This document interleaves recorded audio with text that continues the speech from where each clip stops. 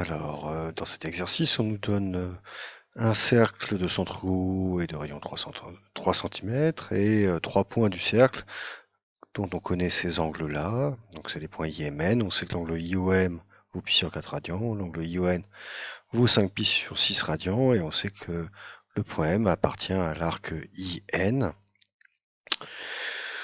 On veut au final connaître la longueur de l'arc MN, mais pour ça on va d'abord calculer les angles en degrés IOM et ION, en valeur en degrés. Ça nous permettra d'avoir l'angle en degrés ensuite, ça nous permettra de réaliser la figure. Et puis ensuite, en calculant l'angle en radian MON, on va pouvoir calculer la longueur attendue. Alors, pour transformer des angles qui sont donnés en radians et les avoir en degrés, pour les convertir en degrés, on va utiliser le fait que les angles en degrés et en radians sont proportionnels. Quand on veut calculer l'angle en radian, sachant l'angle degré, on multiplie l'angle en degré par pi sur 180. Et dans le sens contraire, ce qu'on veut faire ici, pour avoir l'angle en degré connaissant l'angle en radian, on multiplie l'angle en radian par l'inverse de pi sur 180, qui est 180 sur pi. Donc c'est ce qu'on fait pour le premier angle, IOM, qui vaut pi sur 4 radians, dont la mesure vaut pi sur 4 radians, on le multiplie par 180 sur pi. Les pi se simplifient, 180 divisé par 4, ça fait exactement 45 degrés.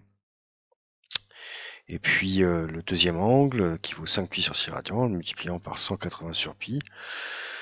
Les pi se simplifient, c'est 180 multiplié par 5 sixièmes. On a vu que 180 divisé par 6, ça faisait 30 degrés, puisque 18 divisé par 3, 18 divisé par 6, ça fait 3, pardon. Et 30 degrés multiplié par 5, ça fait 150 degrés. Donc l'angle ION vaut 150 degrés. Donc ça me permet de réaliser la figure. Je passe un point haut, un point I à 3 cm de haut. Je trace le cercle centre O qui passe par I. Et puis je place les points M et N en utilisant mon rapporteur de telle façon que IOM fasse 45 degrés et que l'angle ION fasse 150 degrés avec M qui est à l'intérieur de l'arc IN. Du coup, l'angle qui m'intéresse pour calculer l'arc MN, la longueur de l'arc MN, j'ai besoin de cet angle-là, l'angle MON, et l'angle MON, c'est l'angle ION moins l'angle IOM, 5 pi sur 6 moins pi sur 4. Alors là encore, j'ai besoin d'additionner deux quotients qui n'ont pas le même dénominateur. Un multiple commun à 6 et à 4, le plus petit possible, c'est 12. Donc je multiplie le premier quotient par 2 au numérateur et au dénominateur, ça fait 10 pi sur 12. Et le deuxième quotient par 3 au numérateur et au dénominateur, ça fait 3 pi sur 12. Et 10 pi sur 12 moins 3 pi sur 12, ça fait 7 pi sur 12. Donc l'angle MON vaut 7 pi sur 12 radians. Ce qui me permet ensuite de calculer la longueur L de l'arc MN en fonction de pi.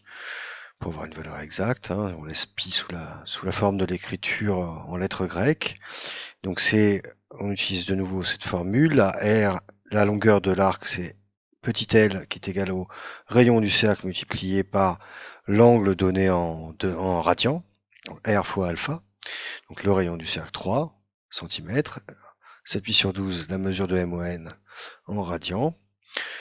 Le 3 va se simplifier avec le 3 de 3 fois 4 pour donner 12, donc il reste 4, il reste 7 pi sur 4 cm. La longueur de l'arc MN vaut 7 pi sur 4 cm.